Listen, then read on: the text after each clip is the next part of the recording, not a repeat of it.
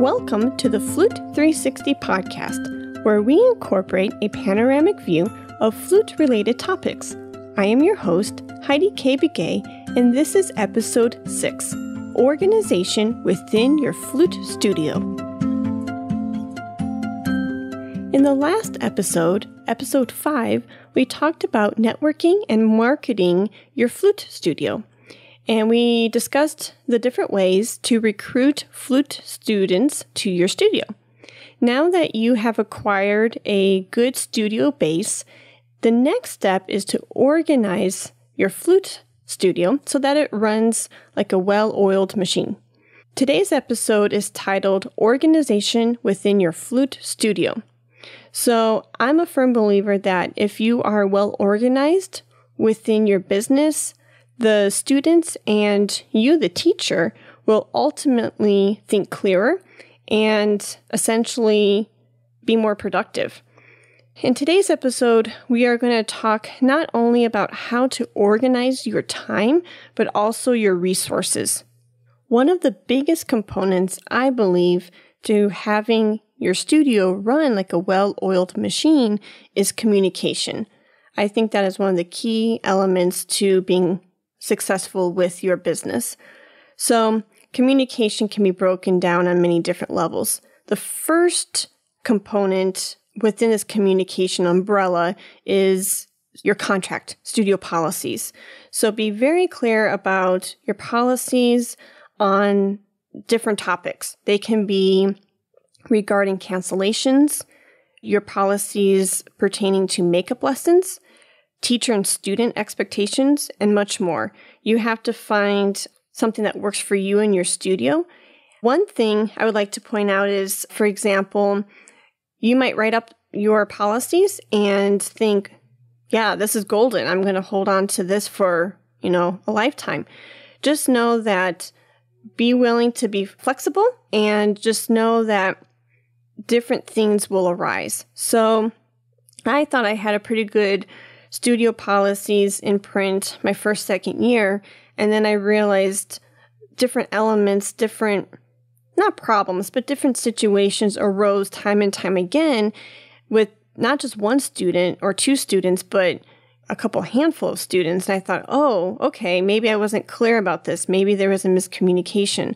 So if that's the case, tweak your contract from year to year, just re-examine it with fresh set of eyes and just notice what is being communicated. The language that you are portraying can really have an impact on the families and students that you're working with. I can't tell you how many times my contract, though, has really paid off and has cleared up a lot of miscommunications, because if a student, for example, cancels and they say, well, I forgot. Well, you can just kindly point to your piece of paper that's, in black and white and say, I require a 24-hour cancellation. I'm sorry that you forgot, life happens, but I require a 24-hour cancellation.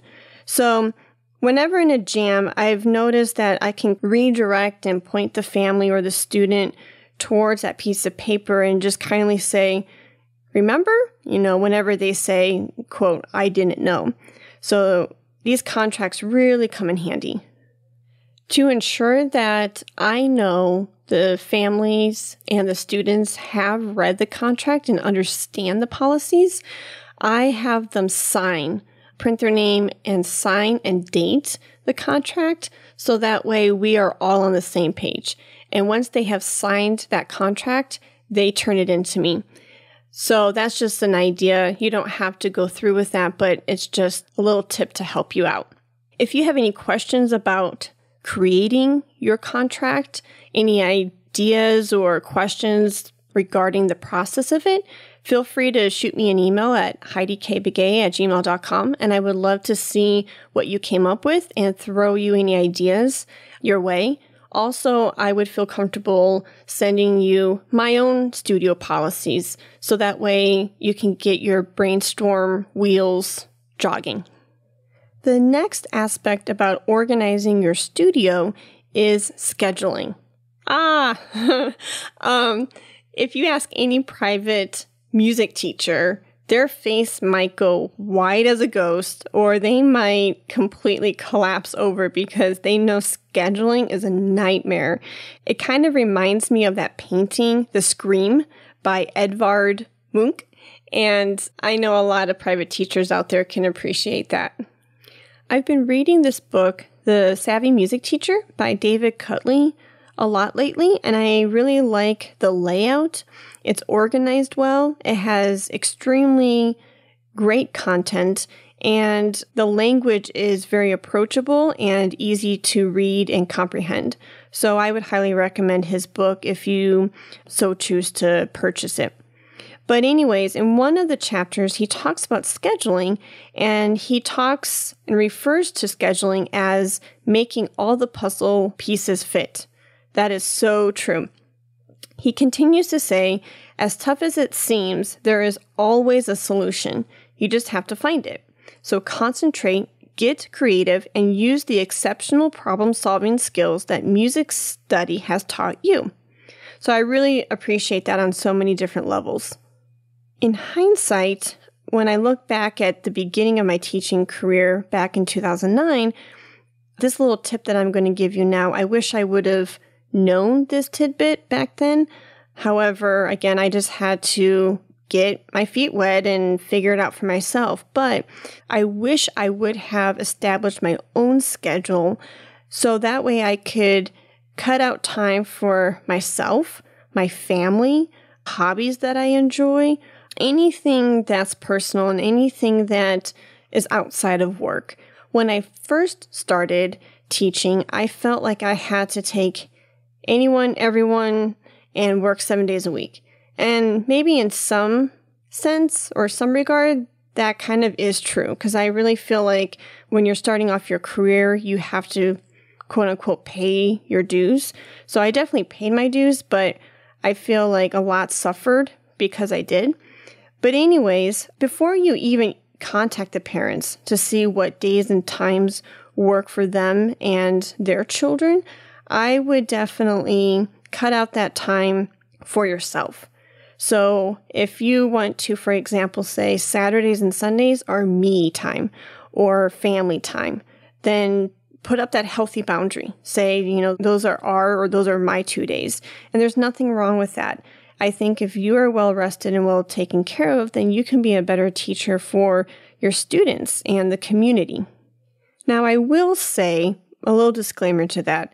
If a student had to cancel because of a family emergency, or he or she was sick, or there was just a scheduling conflict, and they have an important competition coming up or an important audition coming up, I will make an exception for them. And if they really, really wanted a makeup lesson on a Saturday morning and, willing to come to my house, then I might make that exception. So there's definitely some wiggle room in that. But of course, you have to decide that for yourself and what you're comfortable doing. Now, the next thing to consider before you contact the parents to schedule lessons is your commute.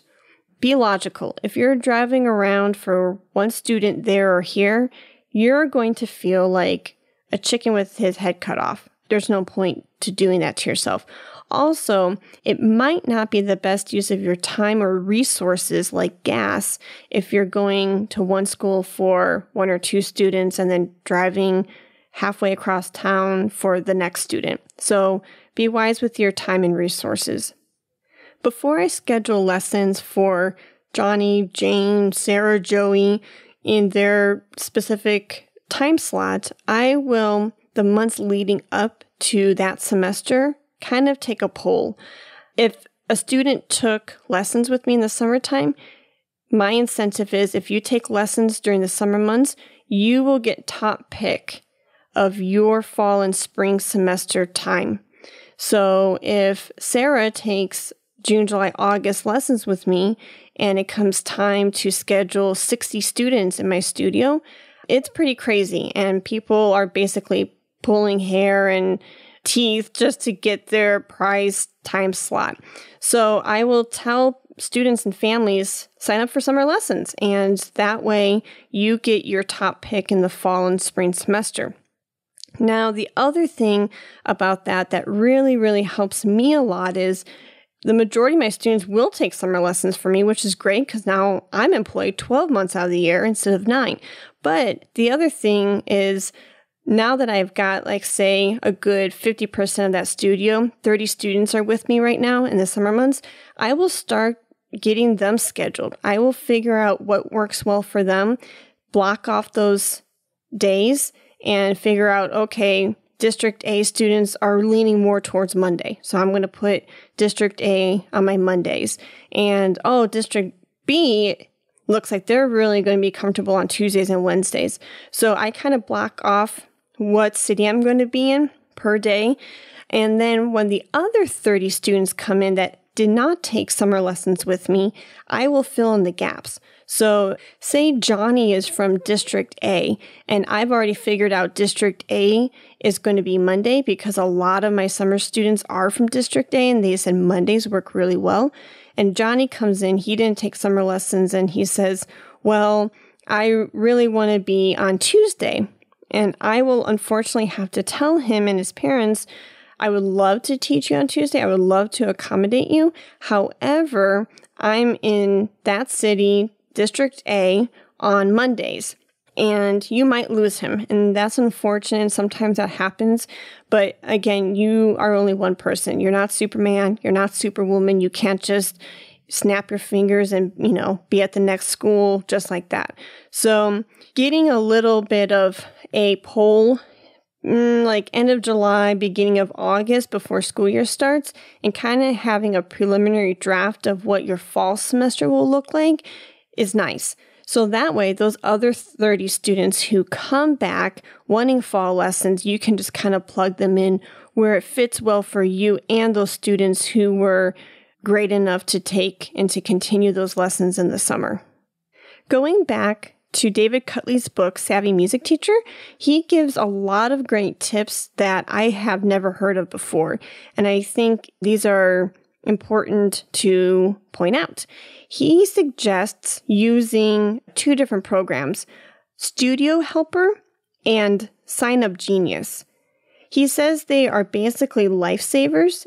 I personally have not used them, but I'm curious enough to know what they're about. I might even try it out this academic year coming up in 2018-2019. But it sounds like, and I did a little research online, it basically sounds like a lot of the scheduling burden is taken off of your shoulders, where parents get to sit comfortably in their own living room and go onto these websites where you have created a profile and basically give you their availability times and dates. So it's something worth to look into. Now that you've got your schedule set, it's a huge relief. You're going to feel incredible because that basically is a massive assignment, but you did it. So, woohoo! Once that schedule is set, email it out or put it up on your studio's website.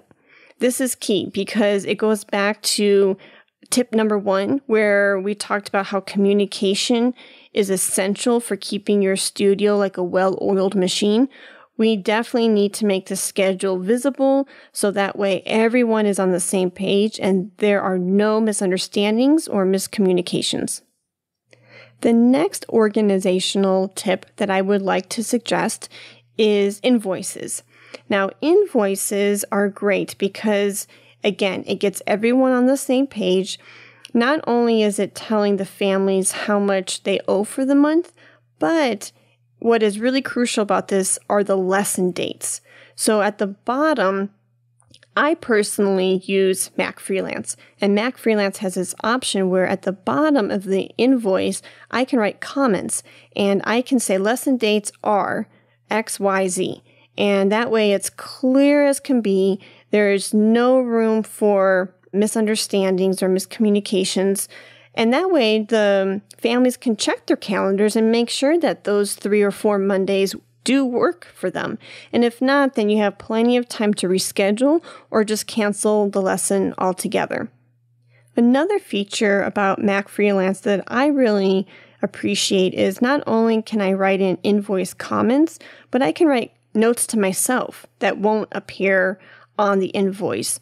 So if I need to remind myself for the next month that Sally gets a credit for February, then I can do that and I won't forget.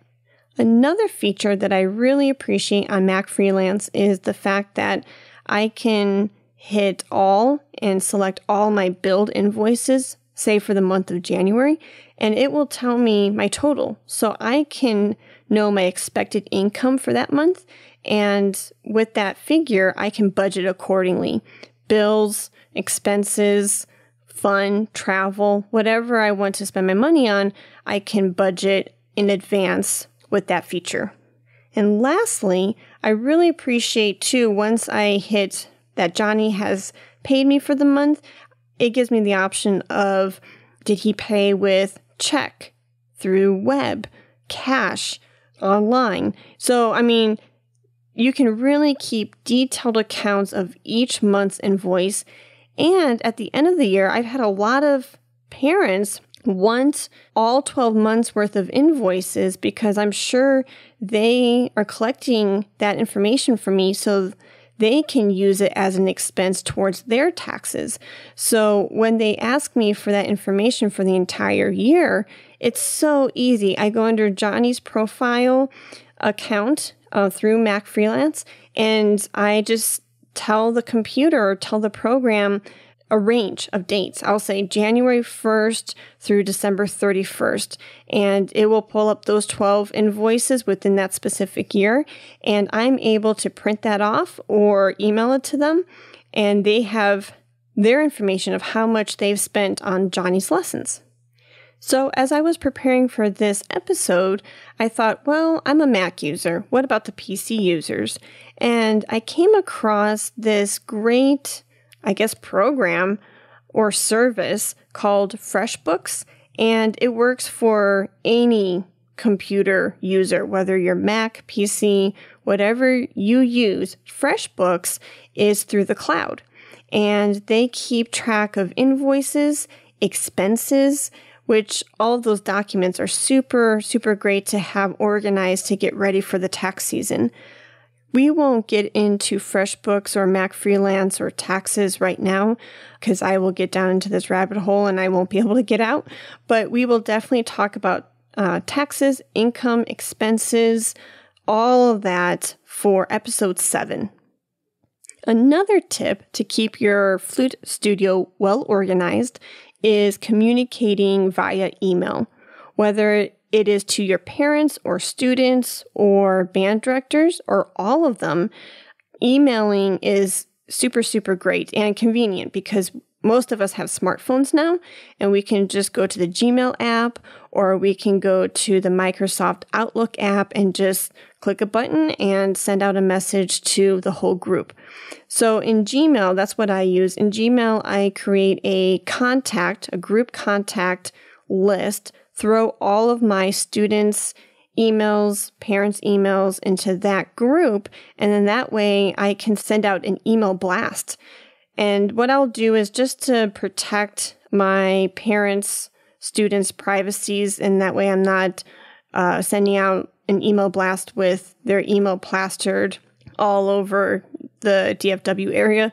I just put in the BCC area, Flute students, and send out that email blast that way. So that way their emails aren't being displayed.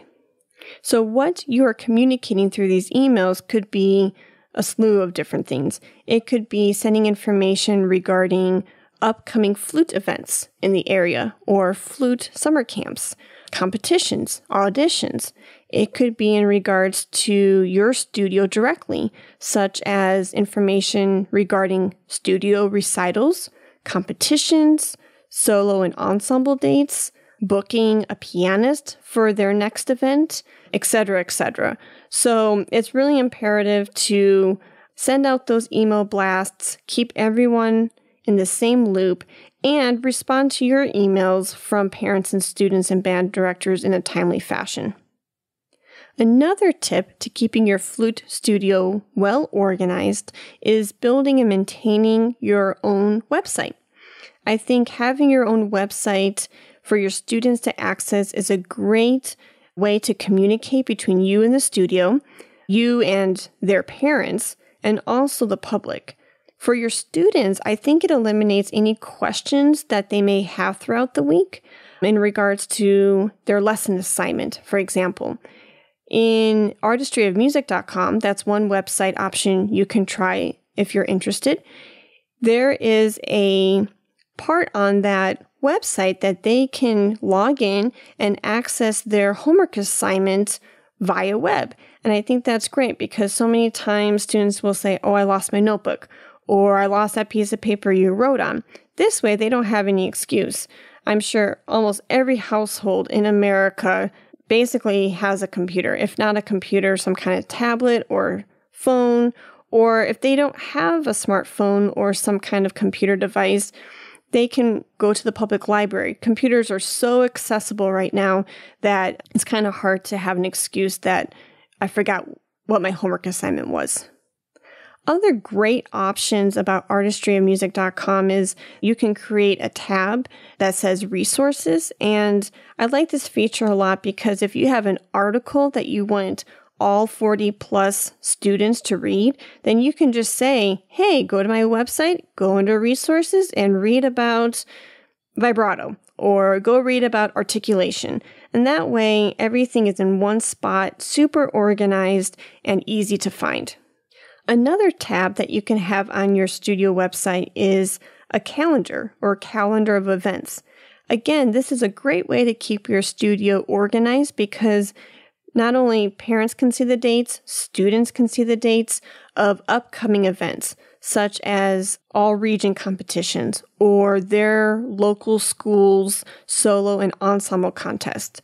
Or perhaps it's the studio recital at the end of the school year.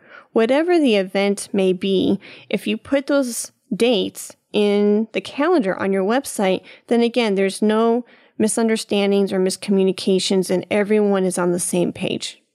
The next organizational tip that I would like to suggest is organizing the studio space from your home or a room that you've rented out in a local building. We've been talking throughout the episode about the teacher instructing the student at their school, but what if you're not an independent contractor through these school districts? Well, that's totally fine. If you decide to be teaching from your home or from the studio space in a rented portion of a building, that's great too. So all these tips that I'm about to relay can apply to the home studio or the rented space studio. Before we get to talking about how to organize the room or the studio space in which you will be teaching in, let's talk about filing the resources you own.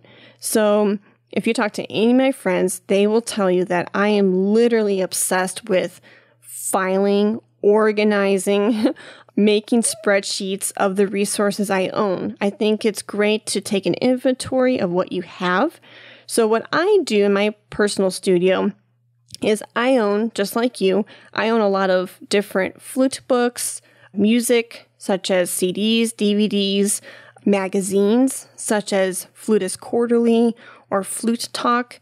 So I want to know what I have because, like most of us teachers, we lend it out to our students.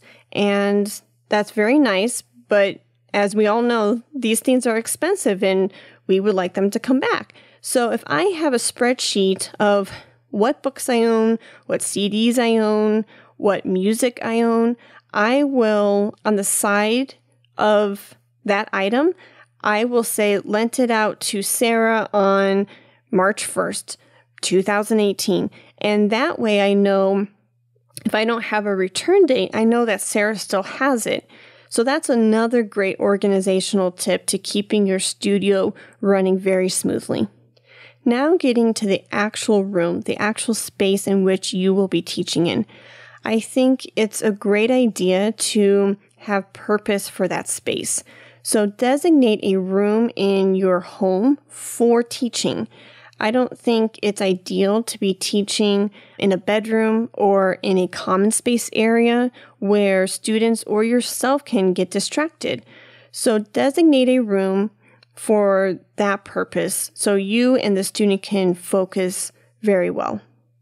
Once you have chosen a room for this purpose, have this room reflect that it is designated as your studio. It is designated to be the space where you will be teaching your students. Make it inviting. Have music pictures or flute pictures or flutists or other musicians up on the wall. Perhaps paintings with very vibrant colors, paintings perhaps of nature. This will all entice the student. It will be welcoming. It will help with the creative juices flowing. Also, another tip is perhaps have incense or a candle burning. If it bothers you with the perfumes or the student, of course, blow it out. But just the smell in the background, if it's very faint, could also ignite creativity and a sense of welcomeness. So I think that's a really good idea. Also, I love sunlight, so I will make sure and make it a point to open up the curtains and invite that sunlight in. Natural sunlight is great, and also that creates a very welcoming space for your lessons. By creating this welcoming, inviting space for you and your students, I think that transfers over very nicely into the actual lesson. When you're learning about flute playing and when you're learning about musicianship, I think there's a lot of positive parallels between having an organized space and having an organized lesson and an organized 30-minute, 45-minute, or an hour lesson time with that student. Another thing to consider is not just the decor, but making a nice flow of the room, making the room and its setup very practical. So that way it makes sense to the student, and that way it makes sense to you. Because if you're scrambling to get the metronome out of a closet or the pencil from a drawer across the room, that can be kind of distracting. So think about a nice flow to the room, have all your teaching resources in arm's length. So whether that's a pencil, a notebook, metronome, tuner, or a breathing bag, breath builder, any kind of teaching tool that you plan to use or you think you will use during that lesson time, have it in arm's length. This is another great way to keeping your space organized and also organizing your time. Some of these organizational tips today have come from David Cutler's book, The Savvy Music Teacher.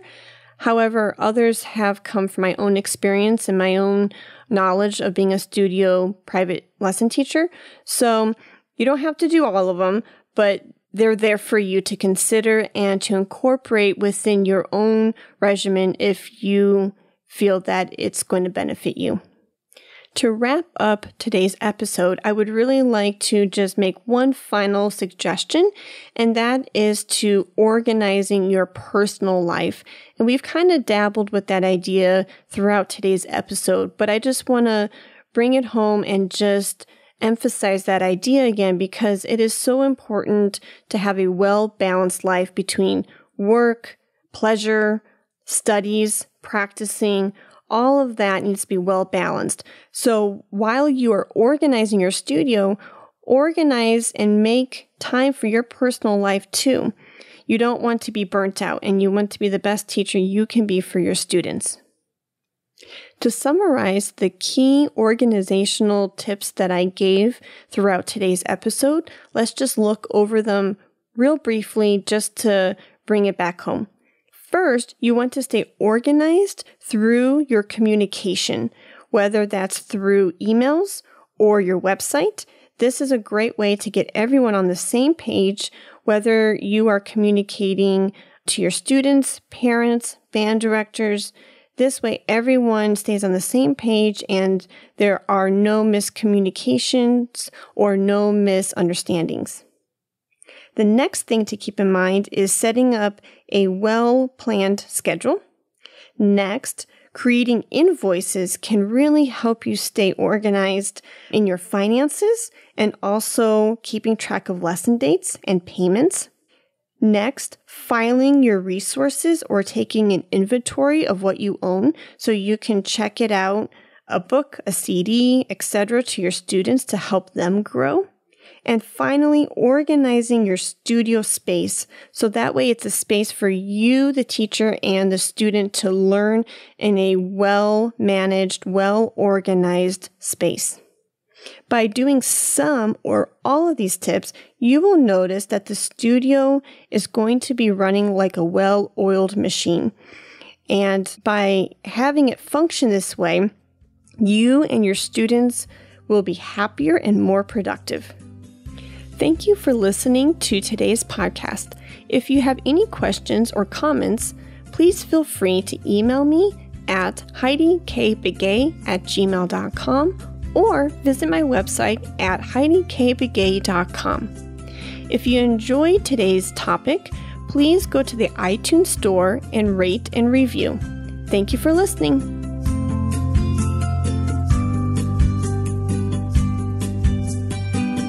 Let's talk about Flute.